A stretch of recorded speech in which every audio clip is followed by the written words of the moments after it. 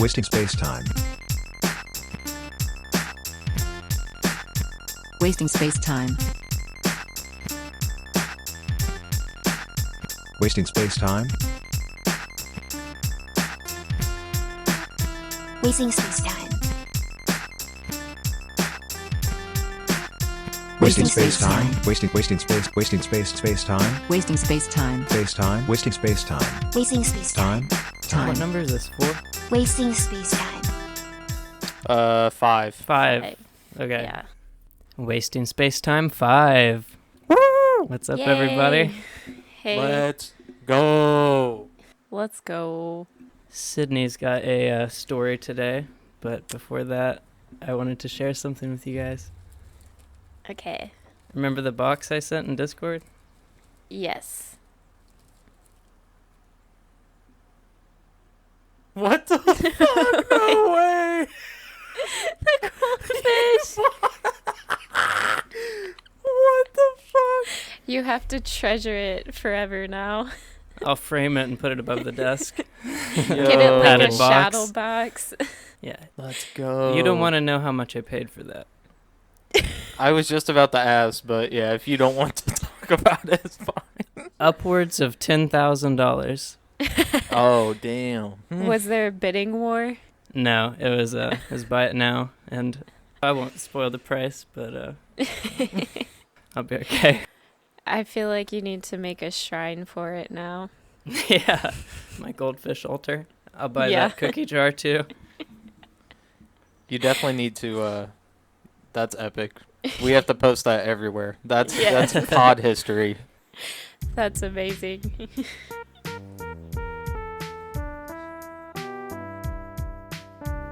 Yeah, I just have Reddit posts and pictures of my cats. That's about it. Yeah, cats too, yeah. Yeah, I got that.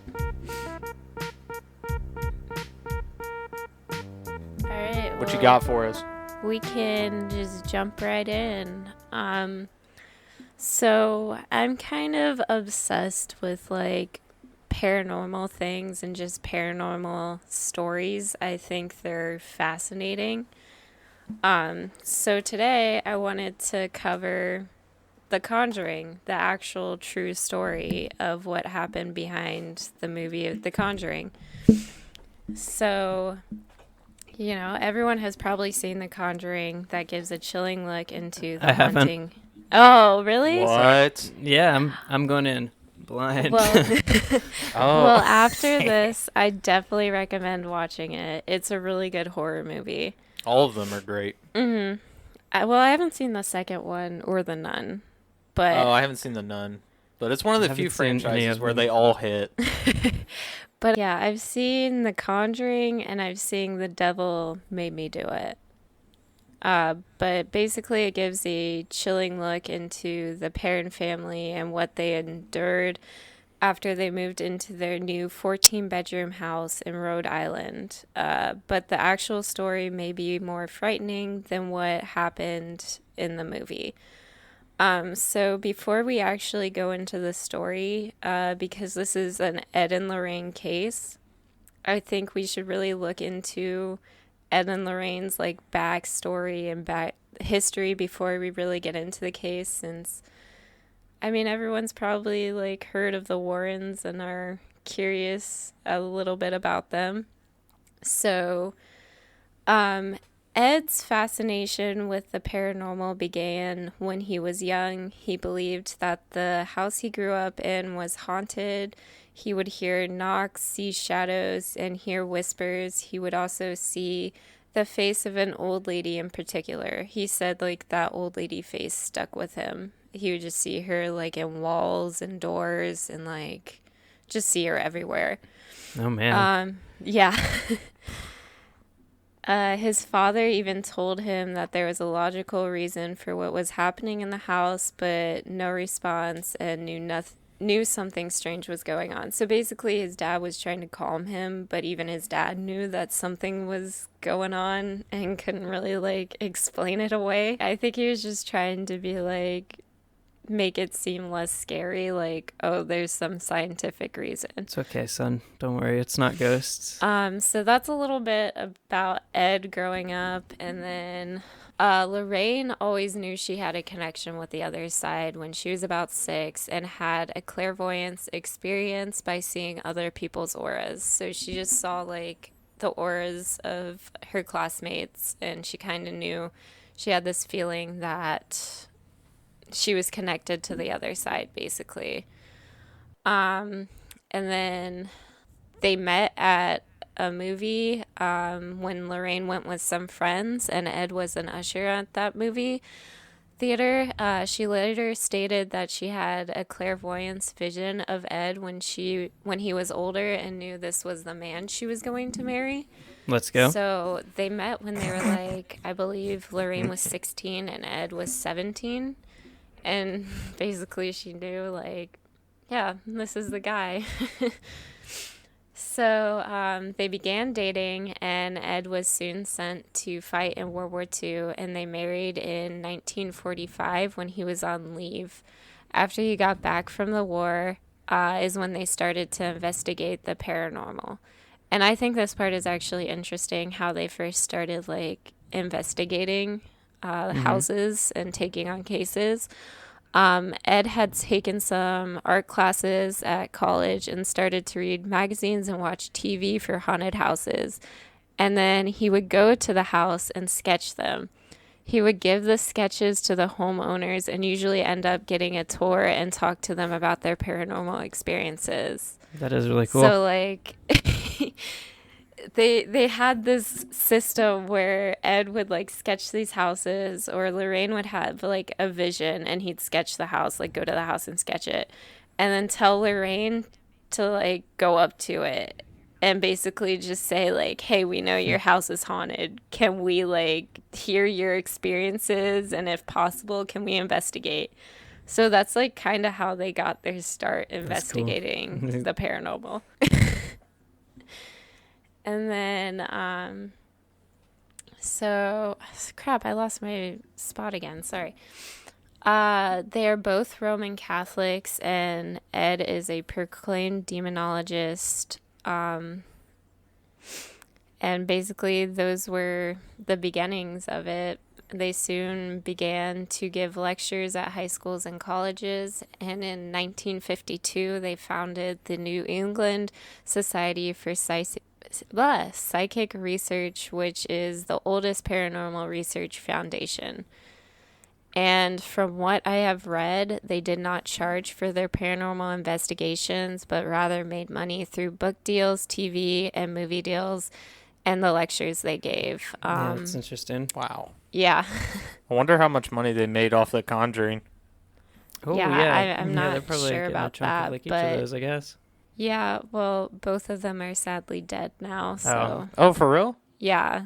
Oh, I didn't know that. Wow. So I believe their daughter and their son-in-law, who is actually now in charge of the Warren Museum that they have. So basically they collected a lot of haunted items from their investigations and kept them in their house, like in a room that they got blessed by a priest, I believe, once a month. So Good thing they get it blessed. yeah, well, I mean, trying to keep the evil spirits at bay. Do you know it's like Dybbuk box? Yes. Okay, yeah, that's the only reason I mean, in my own paranormal investigations, I've come across the Warrens in passing, but, like, never really looked into them much. So Yeah, it's kind yeah, of this is interesting. I think the most interesting part to me was how they, like, actually got started, like, investigating the paranormal, just going up to random people's houses and being like, here's a sketch. We It's know like your a- house is haunted. romantic, like, image of, like, the couple, like, stopping by and, like, just having a little experience with the house. Yeah. Also, another thing I wanted to say is the Warrens kept detailed notes of their investigations, and are said to have hundreds of photos and videos of paranormal but they have all kept these under lock and key. So none of these have been released to the public. Which is kind of wild because, like, I feel like if you have photos and videos to prove the paranormal is real, when she Yeah, that wants to, seems kind of like the release it. point of the stuff they were doing. Yeah. Yeah. Unless they but- think it's like so evil that if they did release it, something bad would happen. Maybe Yeah. they're Whoa. like, fuck that, nobody needs to see this. That's what I was about to get to, because they Oh, sorry. are Roman Catholic, and Catholics do believe it just by looking into these things, you're opening doorways to something bad happening to you or attaching to you. Yeah, I wasn't really thinking of that, but that's interesting. So did they feel like Yeah. he they were like taking a risk for themselves, like doing it? I don't think they thought that they were taking a risk because they were devout, like Catholics, and they were very involved in the church. Ed was a proclaimed demonologist, but he also took some like demonologist classes and like was versed in that. But Who teaches those? I don't know. So I think they were pretty safe with what they practiced.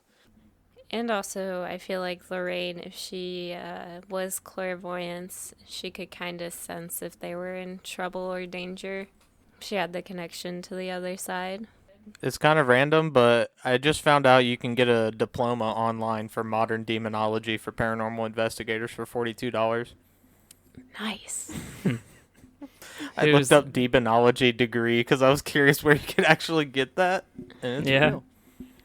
I feel like maybe if you went to like a Christian or a Catholic university, they might offer like something like that. Oh yeah, for sure.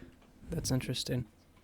You know what's the Vatican? What secrets do they hold? I do know that like you have to apply for an exorcism, and it has to like kind of go through the Vatican, and you have to be Oh, wow. interviewed by like priests and Really? stuff like that. Yeah, I didn't know about that. they kind of like make you go through the ringer to get an exorcism. Like they do mental health checks, they do like everything. Whoa. Yeah. I kind of wasn't expecting that. It seems like I don't want to generalize, but it seems like mental health is ignored for the most part, instead like attributed to demons and like denying the existence of mental health conditions. True. Yeah, That's been my experience. Well, the Catholic Church, if you want an exorcism, they're going to have a psychologist interview you and assess you. And there's like certain signs that they look for during their interviews for signs of like you being possessed. It's kind of interesting, It is the interesting. whole like system they go through. But it really doesn't have much to do with like the Warrens, because Ed was not, he knew how to like perform an exorcism, but he never did. And he never felt comfortable to do it. He always said that you should always go to the Catholic Church and ask for like an exorcist, like someone who is really experienced in it. You need a practical exorcist, and he was only a theoretical exorcist. Yeah. So now that we have a little bit of background on the Warrens, let's get into the story of the Perrins. So Carolyn and Roger Perrin were tired of the city life and wanted to move their 5 daughters into the country. And when they found a 14-bedroom house in Harrisville, Rhode Island for cheap, they thought it was like a sign. They were like, wow, this is my dream house. And they got it for really cheap, which the parents did not have a lot of money at the time. A 14-bedroom house. Wow, and they didn't have a lot of money? Yeah. It's perfect for us. We have 13 kids. Yeah, they were like, this is perfect, done deal. So in January of 1971, the family moved into the home. And it's kind of some foreshadowing. But when they moved in, their neighbors gave them some chilling advice. For the sake of your family, leave the lights on at night. Oh, Yeah. Wow. Like, how do you respond to that when you're moving into your new house and that's the first thing your neighbors say to you? Okay. I'm imagining they're like chilling there, and then like the neighbors come over and be like, "Oh, are you the new neighbors?" And then they like shake hands and they're all nice and they're like, "Well, it was good to meet y'all." And then like one of them just comes up afterwards, gets in real close with like a straight face, and just goes, "Oh, by the way, leave the lights on at night for your family's sake," and just walks away. All I'm imagining is I would like piss my pants. some old man like with a lantern that you would see in like Scooby-Doo, like giving them a warning, like you better leave the lights on at night. Leave them lights on, you hear? I like both So of I those. mean, yeah. So the parents had no idea what this meant and didn't give much thought to it. I mean, I guess I wouldn't either if I was moving into a new house, but like this house was built in the 1700s, I believe. Like it was around during the Revolutionary War, and like I've seen the actual house and they had like gun holes, like gun slots that you could put your gun out of, because during this time, you know, you had the Americans doing terrible stuff to the natives, and there were natives in the area, so they had those gun slots for attacks. Yeah. So it was a really old house. So I guess I would That's have wild. given that some thought. That's like a ship or a castle with like gun holes in the side to like stick your rifle through. Yeah. Yeah. That's really what it was. So at first they noticed like strange noises, which was nothing out of the ordinary for an old house.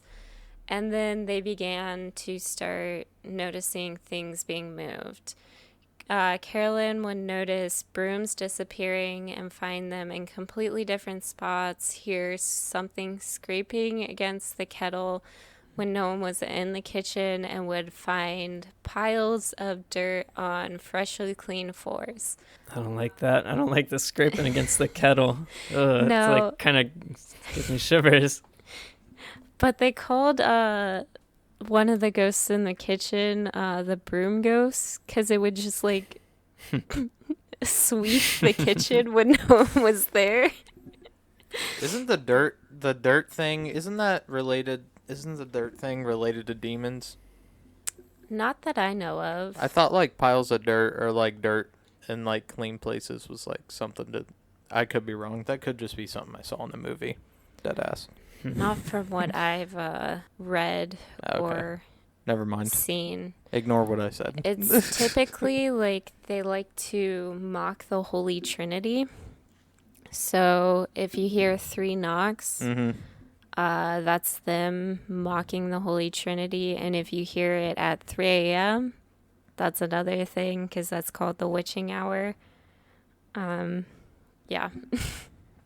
What does it mean? Something else Oh, at 3 a.m.? Is it more intense? They just call it the witching hour. That's what like the Catholics call it. Because it's like 3 a.m. and they do things to mock like the church and everything. Because like you think about the upside down cross, that's to mock the church. They just like to mock faith. It's just the best time to do Among Us challenges for YouTube. 3 a.m. Also, What? Ed and Lorraine. You know those videos where they're like, I called the Among Us characters at 3 a.m. or I called Shrek at 3 a.m. #sexual ? You know those videos? No, I don't know those videos. Oh, never mind. Sorry. Yeah, sorry, Sidney. What? Ed and Lorraine have talked about this. Another thing with demons is they go through stages of possession. So I'm trying to remember the stages. I know it goes like infestation, and then there might be something else, and then there's possession. But basically a demon will fuck with you first, like emotionally and physically, to break down your soul to get in. Infestation, oppression, and then possession. Yes. So is the first one like a point of contact, and then like a germinating period, and then end game? Or Yeah, Yeah, I pretty think that's much. the best way to Okay. describe it. So they're like noticing some weird things happening. One of the daughters, Cindy, I believe she is the youngest, said that she noticed all of her toys would be shoved under her bed, and she thought it was her sisters playing a prank on her, but when she would go and ask them, they would just say, "Why would I do that?" and that it wasn't them. And it was just a lot of things, like little things at first that no one really talked about. And then the girls started to see the ghosts. And at first they believed the spirits to be nice. Like the spirits would come into their rooms at night and tuck them in, give them a good night kiss, just like treat them like basically they were their own kids. I only don't like that because you said at first. Oh, yeah. I don't know what's coming. Things take a turn, but basically they were like, okay, so we can live with these spirits. They seem nice. Like, The one guy sweeps our floors. yeah. They're just like messing with us. Like, we just have some spirit roommates. Nothing like too terrible, not doing anything like Too really malicious, yeah. negative or, yeah. So they thought they could live with it peacefully, but that peaceful period would not last forever. The girls started to experience some really terrifying things. One instance they remember vividly is when they were playing hide and clap, like in the movie. They played like, it's basically like hide and seek. Yeah, I was gonna say I played a different version of hide and clap when I was young. Oh, no. No, I meant hide and seek. Jesus. But it's basically you have a seeker and everyone hides, and then they ask for you to clap, and you just clap. So basically kind of like Simon Says mixed with hide and seek. Not Simon Says. Marco Polo. Yeah. I could think of the name of it, but Simon Says, come out. Simon Says, reveal your location. And you're just like, fuck. one way. Damn it. That's the best card in the game. So one of the sisters, Cynthia, went out to the shed to hide. She hid in a trunk and moved a piece of wood on top of it so no one could find her. As the game went on, she became more worried that she would not be found, so she tried to get out of the trunk, and she could actually not like push it off of the wood on top of it. She couldn't get out, which is kind of puzzling to me, because if she was able to move that wood on top of it, why couldn't she push it off to get out? I'm having a harder time picturing her shutting herself under a lid inside of a box and also putting a piece of wood on top of it. Yeah, true. I think maybe it was just a trunk like left open, or like a box or something that she moved a piece of wood on top of it. But like if that was the case, if it was left like just a piece of wood on top, why couldn't she push that off if she moved it on top? Right. So this is like actually a quote from her. I shoved up to get out of the wood box. It wouldn't open, and I'm pushing and pushing, and then I started to get really scared and panic. I'm kicking and pushing and screaming, and no one can hear me. And finally, after like 20 minutes of this, I basically gave up. So that's kind of terrifying. Yeah, disturbing. Yeah. Well, I guess I'm stuck in here now. She just gave up. Yeah. So later, her sister Nancy found her and was able to get her out. Thankfully, Nancy came and found her. And like her sister was able to just like easily take that wood piece that she put on top off. It's like Thor's hammer. Yeah. Yeah. She was the She's chosen one. Yeah, exactly. She was just like, dude, what's your problem? Pick it up. Episodely reminder to watch Twin Peaks. Fun fact, there's a character only known as the Log Lady. Carries around a piece of wood every time you see her. No joke. Her dead husband is a ghost inside the piece of wood. You guys need to watch that show. That's definitely interesting. That's awesome. That was a good segue. So, Cindy, which I believe is the youngest, which I think I said that earlier. I don't know. Was also starting to be very freaked out by the haunting going on. She shared another room with someone, but I can't remember who.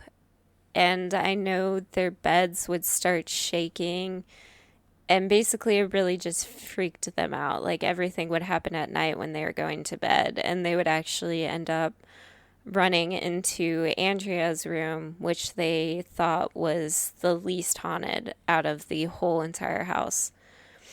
So Cindy one night ran into Andrea's room, claiming voices were telling her that 7 bodies were buried in the walls. Don't like that. Yeah. She said there were multiple voices just telling her that there were 7 dead soldiers buried in the walls.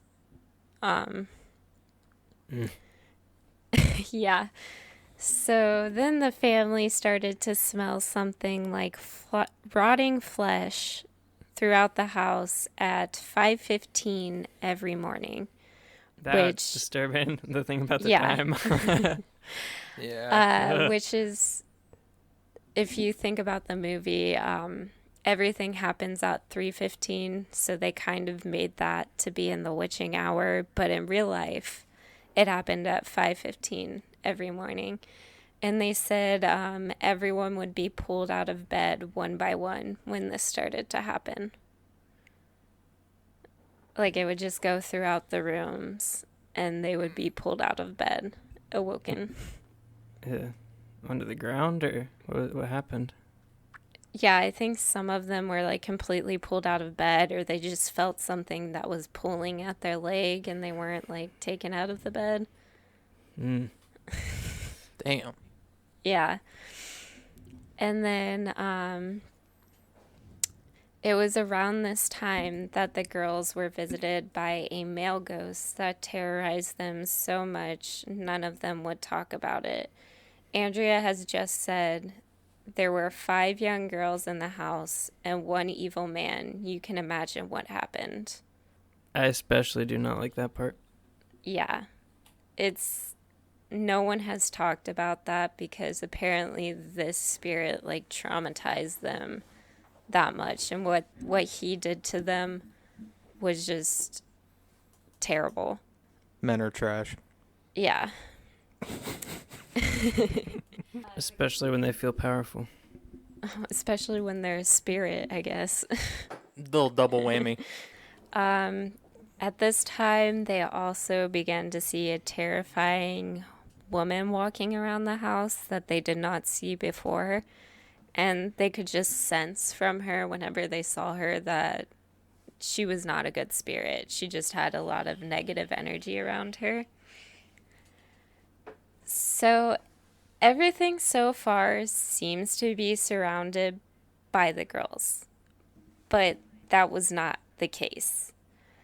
The worst happened to the mother. And I think the girls experienced it a lot because when talking about the paranormal, a lot of times spirits will present themselves to children because they are more perceptive and more like open to things. Right. So a lot of times children will see things before the parents actually see what's going on. And I definitely think that happened in this instance. There's some people that, like, even if you're, like, standing beside them and, like, literally, like, Casper shows up in front of you, would, like, deny it and be like, oh, no, like, it was just, like, dust in the wind or something. I saw it. It was just dust. Like, I don't know. There are people who won't. They've already decided what's real. Yeah. So, like I said, the paranormal activity seemed to be centered around Carolyn, the mother, around this time. She started to see this woman in gray, which I believe they said she had a crooked neck. And she would stand next to her bed and tell Carolyn to get out. And if she didn't, the woman would cause her doom and gloom. So basically, the spirit is telling her to leave or she's going to do something real bad to her. I just think it's funny that, like, I mean, I'm assuming that's what the spirit actually said, but I'm imagining the spirit trying to be, like, threatening, and they're like, I'll cause you doom and gloom, and then the lady just, like, just chuckles. Like, what did you say? Doom and gloom. An ambiguous doom and gloom. That's, I don't know. Yeah. It's threatening. And then Andrea had to say this about the woman in gray. She said, whoever the spirit was, she perceived herself to be the mistress of the house, and she resented the competition my mother posed for that position. So basically, they believed that this woman thought she was the head woman of the household and didn't like that Carolyn was actually the head woman of the household. Right. Basically, I feel like she wanted to be the only woman in that house. So they believe the woman in gray could have been Bathsheba, and she would physically and emotionally harm Carolyn. She would scratch, leave bruises. She would just say the most terrible things to Carolyn, basically just saying that she's going to harm the family and just a bunch of terrible things. So, Is Bathsheba a name? Or I'm not familiar yes. with... Okay. So, just some insight into the movie since you haven't seen it. Bathsheba is the main, demon in the movie. And they believe Bathsheba is the spirit that caused the parents a lot of harm. All right. Yeah. And Carolyn was starting to get so scared by the situation that she's actually started to research the house and the previous owners and learned that 7 people had died in the house. Which, if you remember what the youngest daughter, Cindy, said about the voices telling her 7 dead bodies buried in the wall, that's kind of crazy. It was so unfortunate when they no-clipped into the wall. Yeah. And I do want to say, a lot of these people died in, I know there's a couple suicides, and just, I believe someone fell from, the second-story window or something like that. Just, unfortunate deaths that happened in this house. Mm-hmm. And it is believed that a woman named Bathsheba lived in the house. There's actually a graveyard in a town near the house that has a grave marked Bathsheba. And just some backstory on Bathsheba. When she was alive, she was said to be a witch that worshipped Satan and had 2 infants die mysteriously under her watch. And one of them was her own son, and it was found that a needle was poked into his head. Yeah. So that's kind of suspicious, and both of these infants were under Bathsheba's watch. So people believed that she was sacrificing these infants for Satan. Wow. Was the how did they make the connection between Bathsheba and the house? Was it communicating its name? Is that or how? From what I can tell, it's just from the research that Carolyn did. I don't think the spirit, the woman in gray, ever revealed her name. But another interesting fact about Bathsheba is she is said to have turned to stone for her crimes. That's how she died. Interesting. Which, how she died in real life, I guess, from the research I saw was she basically was just like paralyzed and like died. A little bit of a metaphor there. Yeah. All right. It's kind of like turning to stone. Yeah. Medusa's like, y'all about to make me act up. Which is like kind of curious because they said the woman in gray had like a crooked neck, which I feel like would imply that she was hung or hanged herself. Yeah. But I know Bathsheba did not die that way. So is the Bathsheba was on the gravestone in a town nearby, so that was the name of a woman? But is that also the name that like the demon goes by, like through the woman?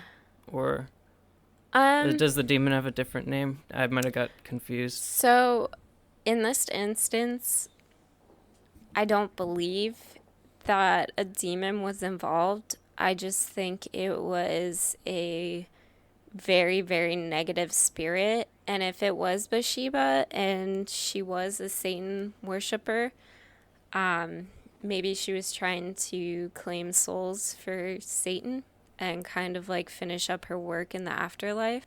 All right. It also like ties into, if you think of demons as in like the conventional definition of demons, like they're entities that have never walked this earth and are just looking for just negative energy and looking to claim souls for Satan. Maybe this is a good part to do we want to just talk about like what like we think of ghosts or what we think is going on, like why this happens? Yeah, we can. I personally don't think of demons in the conventional aspect. I more so think of them as evil spirits that want to do harm. I think there are some entities that have not walked on this earth and are like more so in the conventional definition of a demon. But I definitely think this woman in gray, she definitely had some negative intentions, and I think she could be considered a demon because kind of what she was doing was the infestation, obsession, and then possession. Why was it was her that was like sacrificing babies, right? Mm-hmm. All right. So kind of how Satanism has transitioned. The Church of Satan is not like what you would think of traditionally as a Satan worshiper. So typically, like if they're actually worshiping Satan, they do sacrifices because they believe if they sacrifice in the name of Satan, that they will gain powers, some of Satan's powers. So actually, there's a case, I forget the name of the girl, but it's a possession case, and she came to the church and was like, I want an exorcism, and they were going through all the interview steps, and basically she developed clairvoyance because her Very nice. Her cult had been doing sacrifices, and she was like the head mistress of the cult, so she had a lot more powers than a lot of the other people. And the priest that was a part of it said he would call her and talk to her on the phone, and she would just tell him like exactly what his room looked like to the smallest detail. Like it was like she was actually there, but she had never been there before. That's it was cool. kind of wild. So I think maybe Bathsheba thought if she actually did sacrifice these two infants, that she would get powers. So maybe she was given some powers in the afterlife, and that's maybe how she was able to do some of this stuff. Are we? I don't know. From what I've seen, the Catholic Church is. I don't know. I'm just thinking of the Catholic Church kind of taking over the like world, and smothering out like any like smaller religion that they could that had like a meaningful like chunk of the population believing in it. Yes. But I'm just thinking of like how real was the people sacrificing babies to demon as opposed to that being like a kind of scapegoat or like, oh, they're demon worshippers. Like, I don't know what this situation in particular is, but Yeah, like I said, people just thought she was like a witch that worshipped Satan because these two infants had died under her watch, but there was nothing really to prove that. It was just they died in weird circumstances. So people back in the day, like obviously that's what they would think because religion was much more. It's still prevalent, but like I feel like it was a lot more. oh yeah, definitely. For Yeah. sure. I'll agree to that. Yeah. It reminds me of when Dungeons and Dragons came out and everybody thought that like it was like a demon worshiper game and like if you played it you were trying to like sacrifice people and shit. They kind of talked about that in Stranger Things. Yeah, Dungeons and Dragons, Harry Potter, metal bands, like all of these like horrors for society. Like They did that recently. I can't remember where it was. I don't know if it was in Kentucky or Alabama or might have been Mississippi or something, but they did like a book burning and they burned like Harry Potter books at it. Like this church held like wow. a book burning. Yeah, and the dude, they went and literally like, I don't know if they had like the community donate, but I'm assuming they went to their local bookstores and like bought out ones too. But yeah, they were burning like Harry Potter and shit. And they were like, this is bad. I wasn't allowed to read Harry Potter when I was young, so I didn't get any Harry Potter references, Sidney. It was like it was too much witchcraft, so I was allowed Understandable. to.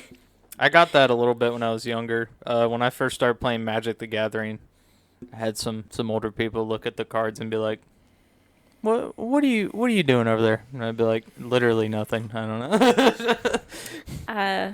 My parents kind of just let it up to me. If I wanted to go to church, they'd take me to church, but I never wanted to because that's not where my personal beliefs lay. I practice paganism, a form of paganism. So I'm not too fond of Christianity. I will say this. I appreciate religion. I appreciate what religion does for people. It gives them a belief. It is very good, in my opinion. I don't like organized religion. Yeah, the problem's more from organization than religion. But Yes. and with any Exactly. hierarchy, there becomes a struggle for power and control like that. So yeah, that's historically how it seems like it's gone. I think theoretically you could have a organized religion that was like a force for good, but it doesn't seem likely to happen in this world. Yeah. I mean, of course, churches do like charities and stuff, so I think overall even net positive probably. This episode's been recorded for a while. I don't think any of us stand by that comment. But yeah, I found, like, I don't know, I'm still on, like, a search for, like, a understanding or meaning because I recognize how useful religion is to a mind and having, like, a single, like, belief system to interpret everything through. But, Yeah. Well, I like it because it gives you, like, it's supposed to be how to better yourself.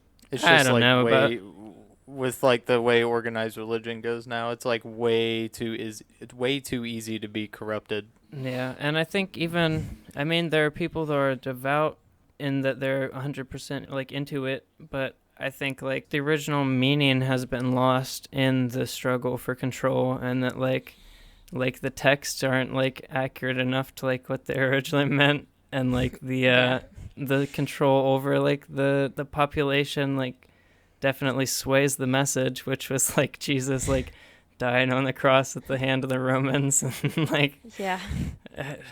whatever. Or talk about the fact that a lot of the Christian holidays are taken from paganism because they basically just wanted to stomp out paganism. Yeah, just rename it and like assimilate the people at first until you can like squash it Yeah. down with your boot. Because Christmas is Yule.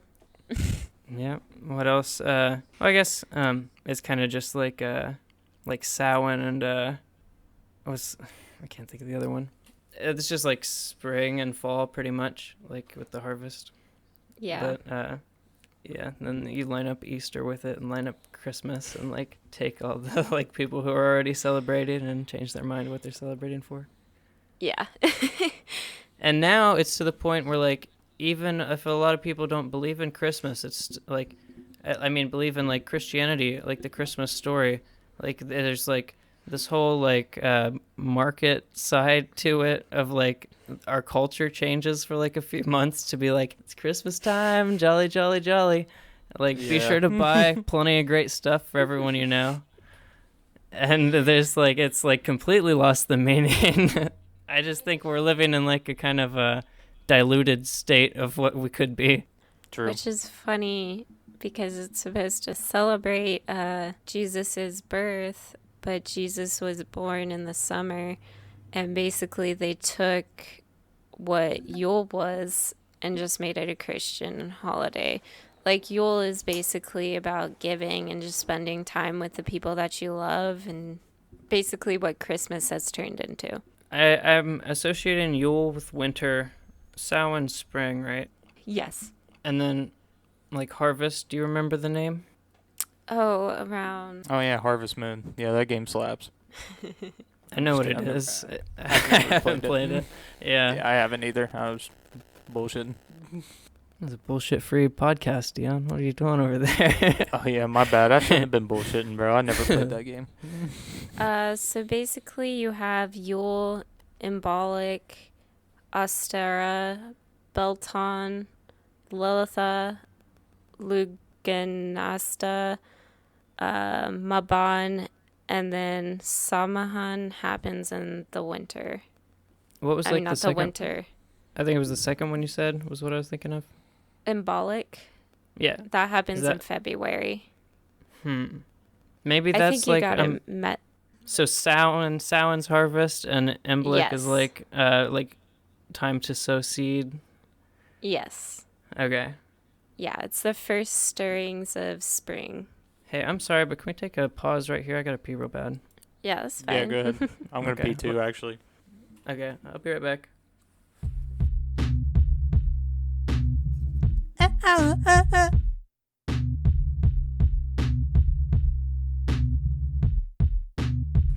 eBay? Where'd you get the crackers? eBay? Hey, where'd you get the goldfish? eBay? No, she was asking about something else. But... Oh. oh no. Yeah, come back. Oh, she hadn't seen that? You said you were about to eat it? Yeah. No, I'm just Do not. That's No. creepy. No. We have to make a shrine. Could you imagine if she ate it? Oh my god. We worship the goldfish. Yeah, we worship that. That's holy. Yeah. That's our frame it and put holy- it up above the desk in like a little box. That's With, like, literally what I was about to say. It's Felt our around holy it. artifact. like that velvet box that the Oreo was in. I'll have Oh yeah. a glass over that. Alright, bye, Lil. Love you. Okay. We can get back into the story. That was enough of a tangent. Let's get back into it. I'm feeling So- freshly. Sorry, I'm a little bit lighter because I peed. Go on. Oh, it's all Let's good. go. So basically, all of that's happening, and the parents are starting to get fed up with this haunting, and they're kind of scared to be in their own house. And mind you, the parents don't have a lot of money, so moving out is not really an option for them. So you might get the question of like, this is happening, why did they stay in the house? There's kind of a financial situation that kept them in this house. So Carolyn heard about the Warrens and learned that they would be holding a lecture at a college nearby. So she went and talked to them. I've kind of heard a different story of how the Warrens got involved with this case. One of their friends went to the lecture and told them about what was happening at this house, and the Warrens were like, we gotta go check this out. But basically, the Warrens were fascinated by everything that they had been told, and they decided to go to the house.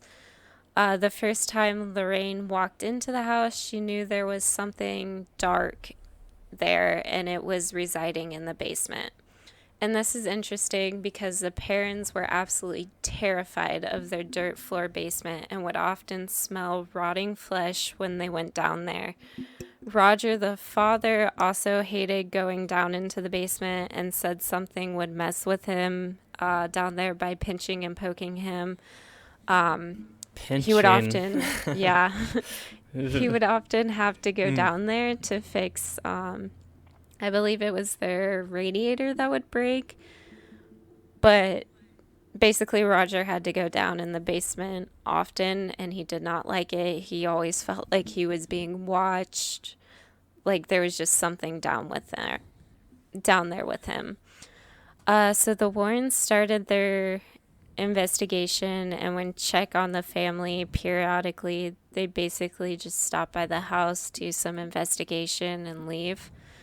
I couldn't really find much about the investigation, like what the Warrens did while they were there, because again, they keep their notes under lock and key. But wild. Yeah, why like keep it all hidden if like you're trying to like research and find information? Why would you? It seems unethical to hold the information. Like even if like no matter what they found, I don't get what the point of that is. What's the point of? What are they trying to do then? That has to Yeah. be some sort of religious thing, I would assume. yeah, That's I the would only thing I just- can think of, unless they were like breaking and entering to look for shit or something. I think Oh, it's yeah. just like the opening up a doorway for other people. Yeah. I Right, don't so think they they're just wanted to trying to do be- that. Yeah, I think that's what they thought was the best, but like personally, I'd like to see their notes. I'd like to see all the evidence that they collected Definitely. because again, like maybe it could prove that like ghosts actually exist. But I do know. So- Sorry, go Sorry, ahead. I was just gonna say. So what? Can we just like? What do we think ghosts are though? Like, what's your theory on that? How do you understand it? So, I kind of think that there's souls with unfinished business on this earth.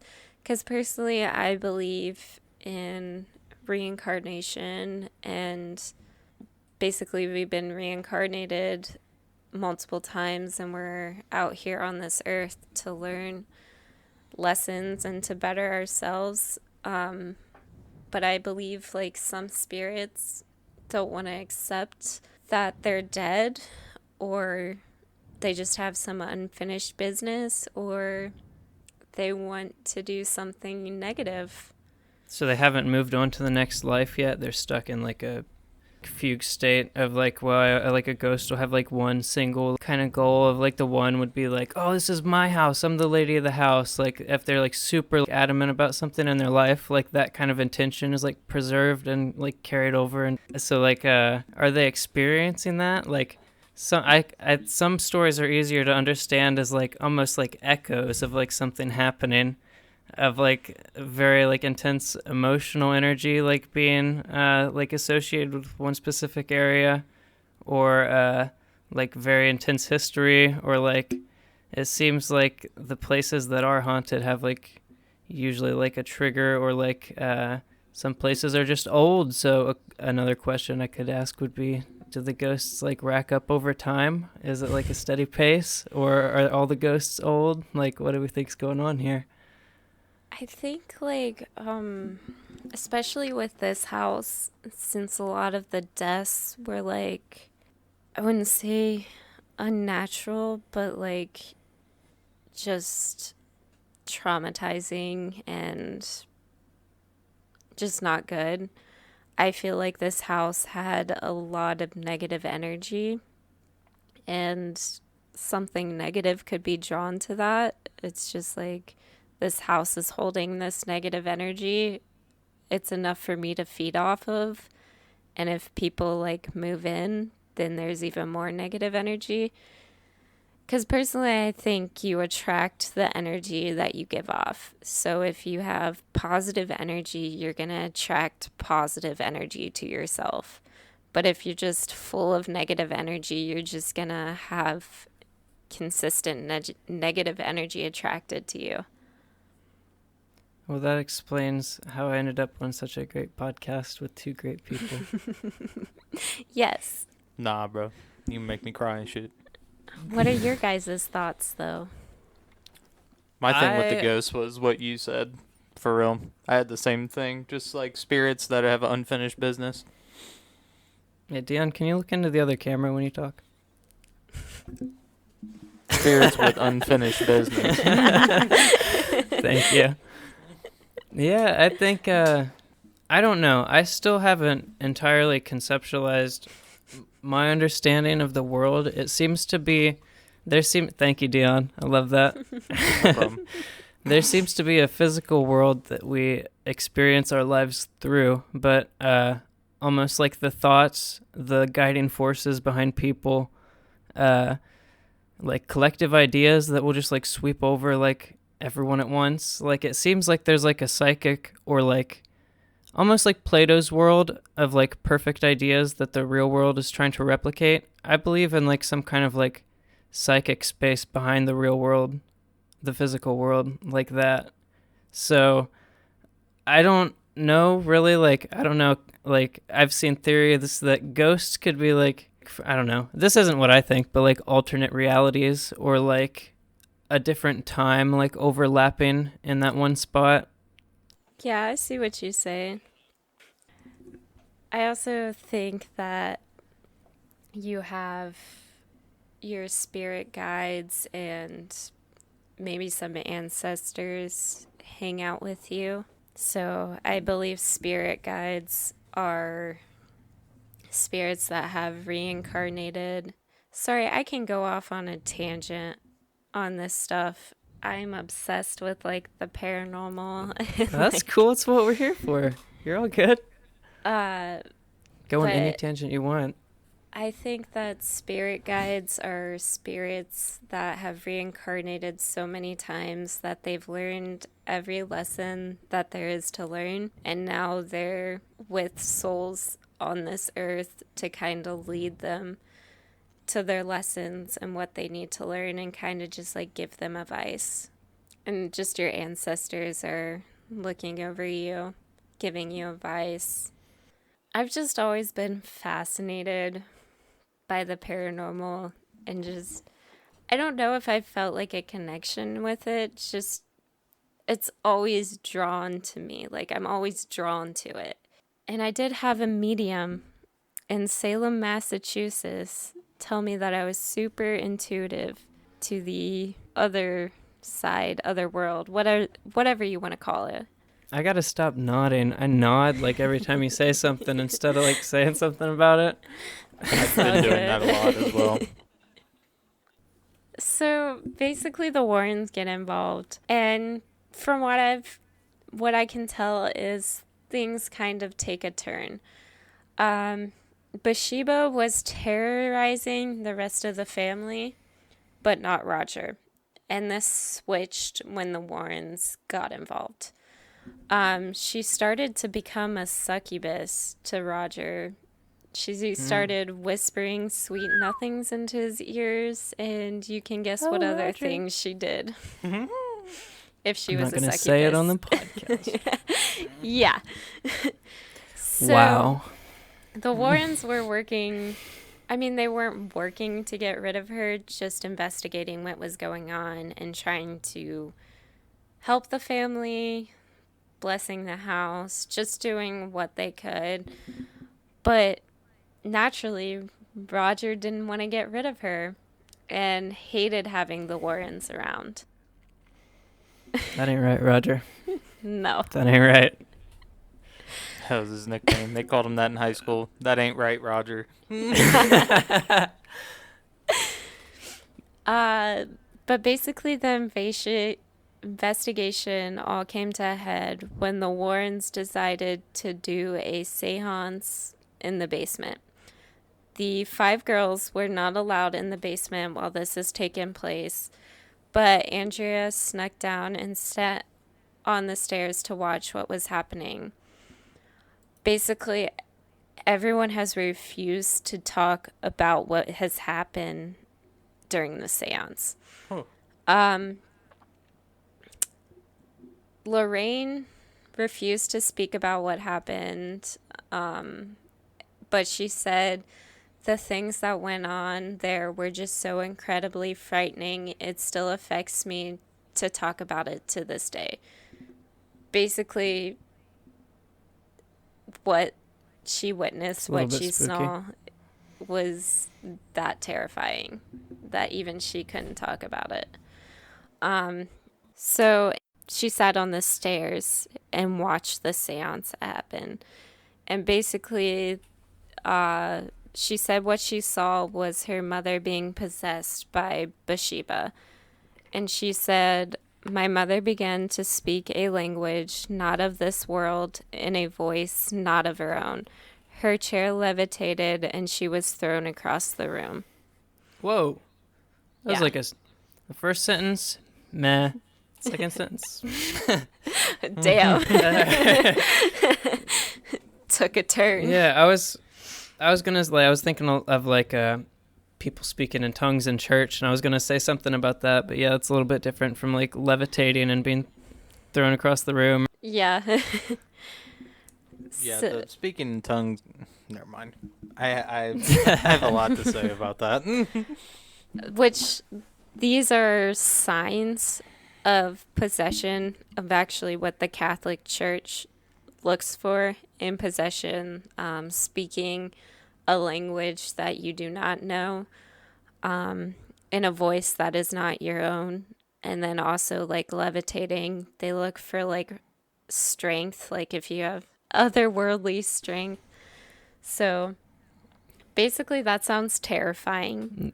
That's To my s- only symptom. Otherworldly strength. But basically to see your mother in that state would kind of be terrifying. Yeah, that is really well, I guess you haven't seen Stranger Things. I was just gonna say I'm pretty much picturing like when those people get lifted up in the air in season 4, Dion.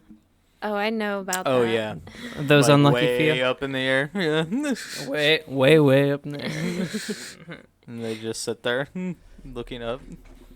Yeah, I feel that. I was kind of picturing that too. So basically, after this seance, Roger kicked the Warrens out of the house and told them not to come back. And so the Warrens didn't actually help the family, really. They kind of just came in, made it a little worse, and left. Got the ghost so riled up. Yeah. I would also like to say, in the movie, Ed performed an exorcism on Carolyn, but that never happened in real life. Like I said before, Ed never performed an exorcism while he was alive. Yeah, I was gonna ask about that earlier because I was like, in the movie he definitely did one, but then Yeah. okay.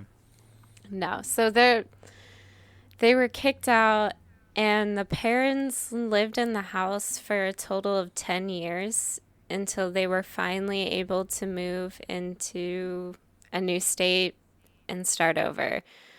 Some actually look back on their time in this house as a good one. Andrea has been very vocal about the haunting and has done many interviews and wrote books on her experience. So she actually has some books written about what went on in the house, if you want to check it out. I forget the name of it, but her interviews are kind of fascinating to watch. She really That's goes into interesting. detail. The Warrens have also written books. I know there was one that I looked at. I would have to buy it, but I didn't want to buy it. Talking about the Conjuring and a little bit of what they experienced while they were there at the house. The haunting still very much affects everyone to this day and is still very present in their thoughts. And then this is just a little bit extra to show like they still deal with this. When the movie was being filmed, some of the family was on set, and they said the first time Bathsheba was on the set, there was a gust of wind, like a strong gust of wind just went throughout the whole set. Yo. And at the same time, one of the sisters, I forget which one this happened to, but she was not present at the set, and she actually fell down and broke her hip, like the same moment that gust of wind No, came man. through. Yeah. Dude, that is some bad juju type shit. Yeah, so they're That's still wild. very much dealing with the haunting, whether it's not like really affecting them physically, mentally it's still very present to these girls. It seems to me that I mean, I guess it's different if people were getting lifted off the ground. I was going to say ghost encounters seem like a mostly psychic phenomenon anyway, instead of, I don't know, something like in the world. Yeah, I think they need like enough energy to present themselves in the physical world or like interact with the physical world. So they would be attracted to like a source of energy, like you Yeah. were saying. Which this house actually is still around. People are living in it. I think it actually just got new owners. The current owners, or I guess I should say the old owners, they actually started a paranormal like business. Like you can stay there for a night or you could do some investigation. I was about to say, didn't we see YouTube videos of people staying there? Like sleeping there? Yeah. It's interesting, but I was more interested in like the people, the families' account of the incident than the Warrens, because just like I know the Warrens is like that was their that's how they made money too. So like it's easier. I put more credit in like the original sources than like people that will show up and like investigate Yeah, something. which is a big thing with Ed and Lorraine. A lot of people think they were just making up stuff to make money. Because again, we have not seen their notes or their evidence. So we kind of just have to take them on their word. But definitely watching Andrea speak about this whole haunting and everything, you can definitely tell that like she's not in this for the money. And something definitely happened. Like, she's telling the truth. Yeah, she was shook. Yeah. I looked up this house because I was like, 14 bedrooms seems huge, and the house like it's kind of I'd never seen it. I told you I'd never seen Yeah. the movies, but it's like a shack almost, cabin being generous, but it looks like a house like intersected with another house, like a little small house. They've got to be some small bedrooms, and they like have to like skip on the kitchen and the living room and the bathrooms. For 14, come on. Yeah, so that's But yeah, it's cool to see the house. It's definitely spooky Yeah, it is. looking. I can catch the definitely vibe. an old house. So that's basically the true story behind The Conjuring. And that, I guess I was just seeing pictures, so the house is still standing, and it was from the 1700s. Yes. Is that what you said? It's all That's all pretty over crazy. YouTube as well. Wow. So that's basically all I have. I definitely think that the movie is a great horror like movie. It scared the shit out of Those me. movies go crazy. Shout out. They're really good. The newest one was really good as well. I definitely think the true story might be like even more terrifying, and I couldn't imagine like living through this. Mm-hmm. Yeah, it sounds crazy. Yeah. I wouldn't want to live through it. No.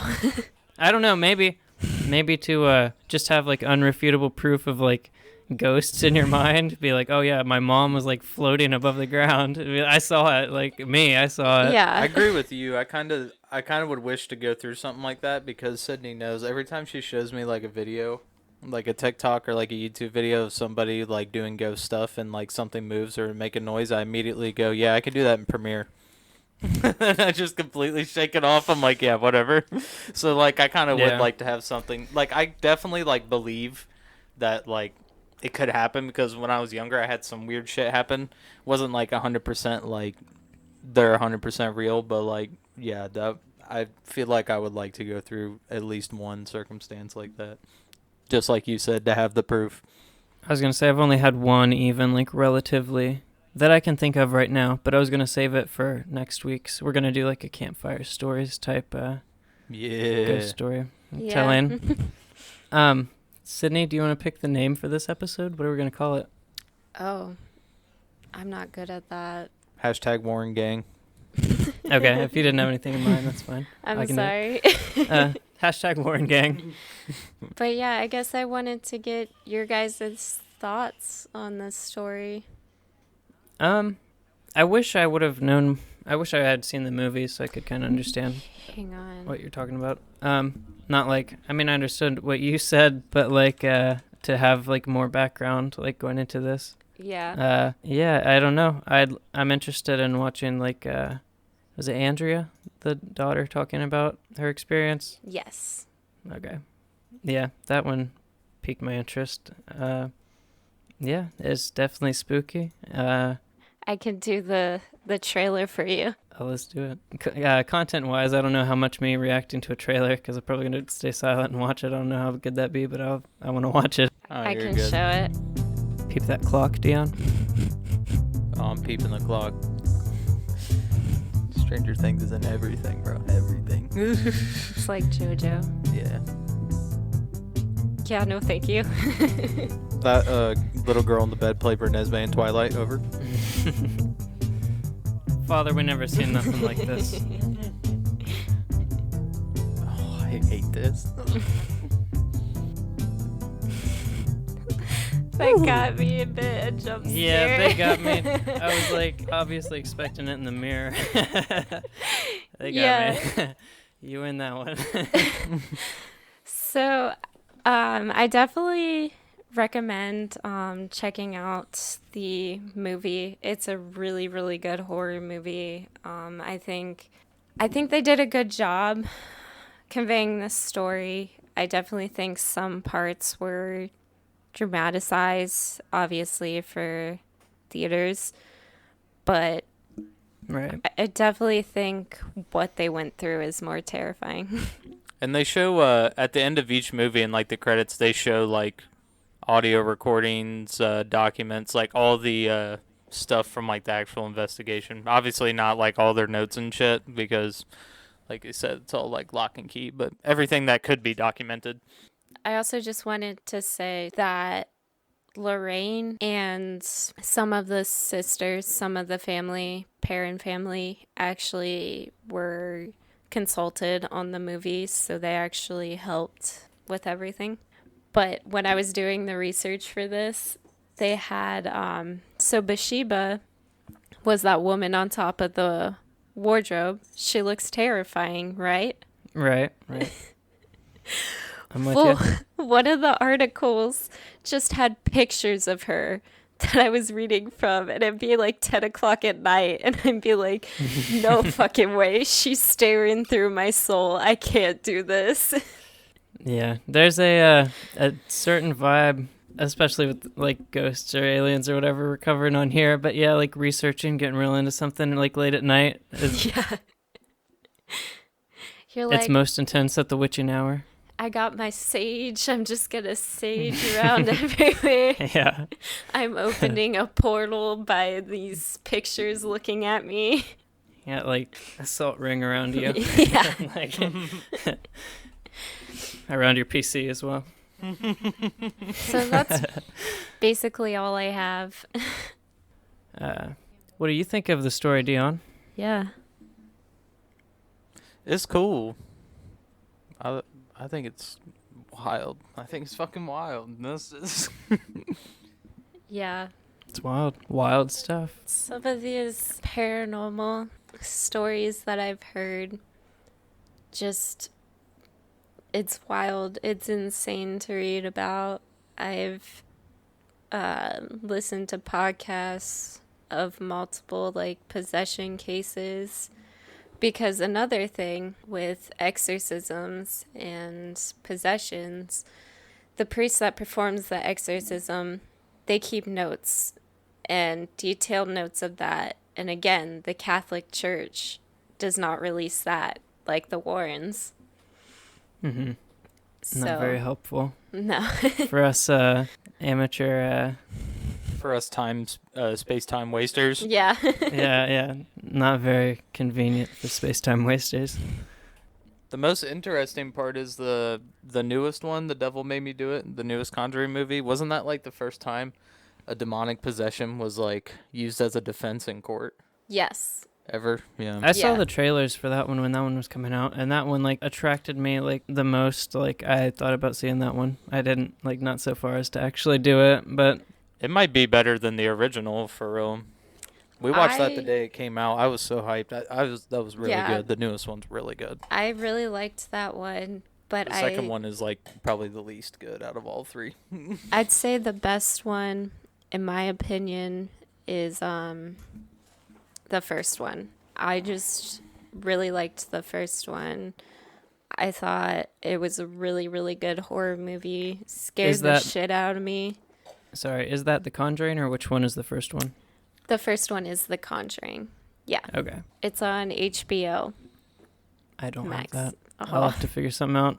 Stop by the red box. become a pirate. Yeah, that's an option too. We can talk off pod. Got you. Yeah, I just find this topic fascinating, just paranormal stories. I love hearing about people's experiences, and I'm really glad that the whole Perrin family was okay. Nothing bad happened to them. Really, I mean, bad stuff did happen to it, but eventually they were able to move on and start over. I was going to ask about that, if they were just like, I don't know how hurt they were by it. Like, I'm thinking of Woody Derenberger from the Mothman episode, who like had the Indrid Cold experience, and then like he was just like lost with like what happened, and like kind of couldn't apply himself to like life. It just all went to like a mess from there. Yeah, basically, from what I've seen and read, this experience is definitely still like in the forefront of their mind. They still think about it all the time. I mean, mentally, that would just affect you your whole life, I feel like. Just some traumatizing stuff. Right. But from what I can tell, after the Warrens left, they were kind of able to live peacefully in this house for the most part. That's strange. Yeah. I have a book I haven't read yet called Super. Do you know Graham Hancock? I feel like I've heard of that name.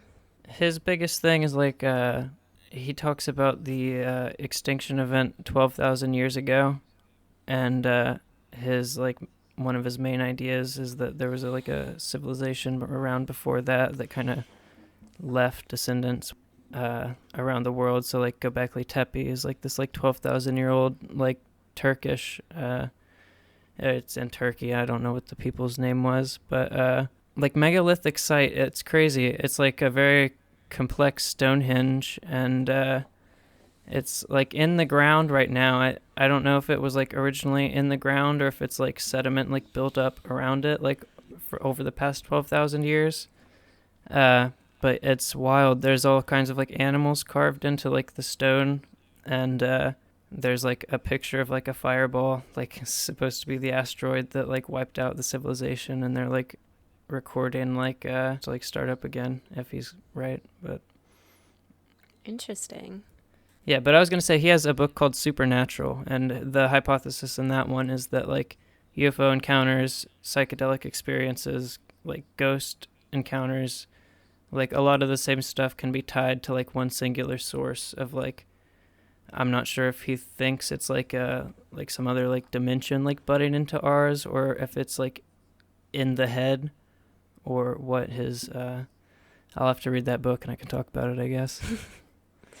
Yeah, that's interesting. Oh, I wanted to say this, but I forgot this because we were talking about energy and spirits being drawn to that energy. So I don't know if you know what ley lines are. I do not. I don't think so. So Oh wait, ley basic- lines? Yeah.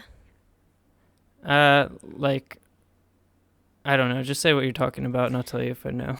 So basically, there's just these lines of energy that just go around the world. They're called ley lines. They just have like an insane amount of energy flowing through them. And actually, this house was built on an intersection of two ley lines, which is supposed to have like a lot of energy. So spirits are drawn to that energy.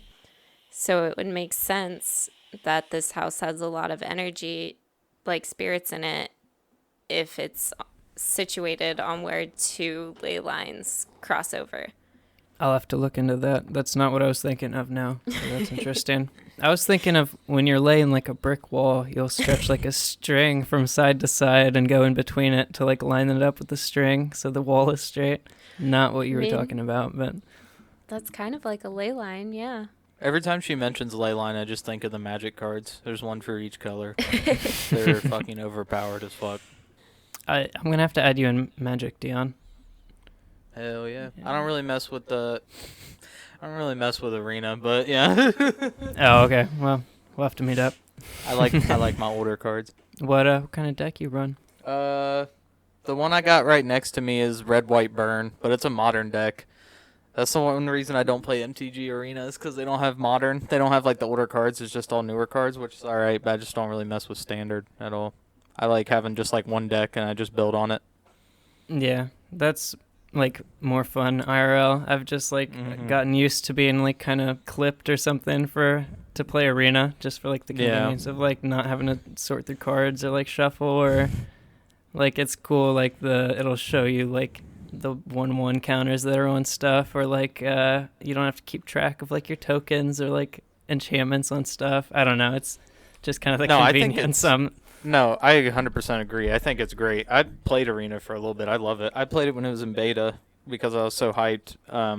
But it's really the only option. The only other option is MTGO, Magic the Gathering Online, which was made in like 2006 or some shit. It looks like a Windows 98 program, and you still have to pay for all the cards. It's really annoying. So like $1,000 decks are still like $500. Everything's just like kind of cheaper. So yeah, I haven't even MTG heard Arena of is that kind of one. the goat. Yeah, it's old school, dog. It looks horrible, but it's still a thing. It's wild. I don't think sorry, Sidney. That's all I have. Yeah, I was gonna say I don't think I have anything else to add. Good app. Good up. Agreed. Good job, Sidney. Thank you. I hope you enjoyed the story. I did. I love talking about ghost stories and just ghosts. Very interesting stuff. I think it's fascinating. I would love to go and do some investigations of my own someday. Same. I saw. I assume they did this IRL as well, but it was in the trailer. They were using like, I'm assuming it's not EKG. Is it ECG? No, that's electrocardiogram. That's what the Apple Watch does. What is it that like they like use like radios to like search for like some kind of magnetic field or something that's supposed to be associated with ghosts? What is that EMF tool reader? called? EMF, yeah. I actually Electromagnetic frequency field. I have an EMF reader, and I have dowsing rods. Let's go. All right. Well, we're halfway there. I got Now some we just need equipment. like a. James, I don't know how haunted- big of a gamer you are, like on a scale from 1 to ultra mega gamer, but you need to play Phasmophobia, dude. It's on my wish list if I don't already have it, but I haven't played. Is that It's the I don't know if ghost that's the hunting game I'm thinking of. I think it has VR. Yeah, they just added VR recently. They just dropped a VR update, I think. It's It was really in my fun. Steam, like, what's new. But yeah, it's a rather new game, but it's badass. Oh, you got a VR. Which one is that? Is that the Oculus or is that the? It's a Samsung Odyssey Plus, I think it's called. Oh, okay. Nice. Nice. I don't. I Mess got with it VR, but that's cool. right before all the. I actually built my computer at the perfect time. I built it like, I got a really good deal on like everything I bought, and it was like Black Friday 2020, I think. So right before, or no, Black Friday COVID-19, or Jesus, Black Friday 2019, right before COVID-19 hit in 2020, and like graphics cards were like unavailable, still are for the most part, and They're coming like, back. I don't know if you saw, like, I'm interested in VR, but like the headsets were like almost like unobtainable, and I had already got like a good deal on one like the year previous. I was like, Nice. That's good. Yeah, graphics cards are back, bro. Crypto crashed. Let's go. They're back. Nice. Micro Center has every single one, every single 30 series card. Oh, nice. It's awesome. It's epic. I also just want to put this out here. So we actually live An safe undisclosed distance away from a bar called Bobby Mackey's. I don't know if you've ever heard of it. I haven't. Oh, is that the So Stairway to Hell or whatever? it's supposed to have a portal to hell in portal, the yeah. basement. And Wow. it's supposedly the most haunted nightclub in the United States. So basically what I'm getting at is we can pay to do a paranormal investigation there. I call being the guy in the Yeah. van. I am not fucking walking in there. No shot. Yeah, we're like, I'm just Dion, you Just- seeing this? just And I'll just be putting like, that out copy there. over. If And I'm just playing Super Auto Pets on my phone. if we ever wanted to do like a ghost hunting video. Very nice. Yeah. I'll say right now that I'm more inclined to go somewhere that you don't have to pay to do the investigation. But Yeah, I get that. a portal to How hell much in is the it? Do you basement, know? that's quite a... Do you know how much it is? I know it was cheaper for bigger groups, like a group of 4. I want to say it was like $60. Oh, that's not bad. Oh, well, that's not too bad, yeah. No, it wasn't. I was thinking like It wasn't 250 bad. or something. We'll have to pull somebody. I'll bring Lil. Yeah, there you go. We can scare the piss out of her and me. What kind of gear do we need to, like, pick up on hell energy? I don't know. Is that... I don't know if maybe ghosts reside in the electromagnetic frequency. Hell seems... I was gonna say probably besides the EMF reader and the dowsing rods, like a spirit box and then like an audio recorder. I think is the only other two. Yeah, I think an audio recorder. And then a camera with night vision. But I mean, don't phones do that? If I'm not mistaken. I don't know. I was just talking about the future. I'm just trying to get people to go ghost hunting with me. Yeah, let's do it. A really nice, like, night vision, like headset, I guess, is what I'm thinking of. But, like, maybe a camera would be better for this. But I'm thinking of, like, that'd be so cool. Like, I wish I could afford one to, like, just be, like, it's pitch black and you can still see just, like, as good as daylight. That'd be wild. Yeah. They're like $25,000. They're really Yeah, expensive. I know. There's a like reason I military don't have grade one. night vision goggles. Yeah. We'll just get headlamps. All right. Well, good up, Sidney. Next Thank week, you. hopefully, we have our first guest. Yes. Let's go. Yeah. Shout out to my Yeah. sister. She listens to the pod. If you listened all the way through, send me a thumbs up emoji. I'll be expecting Send me it. one, too. Yeah, Send send James me one one too. as well. And Sydney. She said she put a bunch of her friends onto the pod, so shout That's out. awesome. Shout out to my sister and her friends. Shout out. Thank you. Thank you for the support. Thank you not only to appreciate it. your sister and her friends, but to anyone else listening as well. We Let's appreciate Yes. go. Shout out to WST Nash. it. WST Nation. We love you. Oh wait, that's West Side. Whoops. We love you. Yes. Much love. Episode 5. Epic F.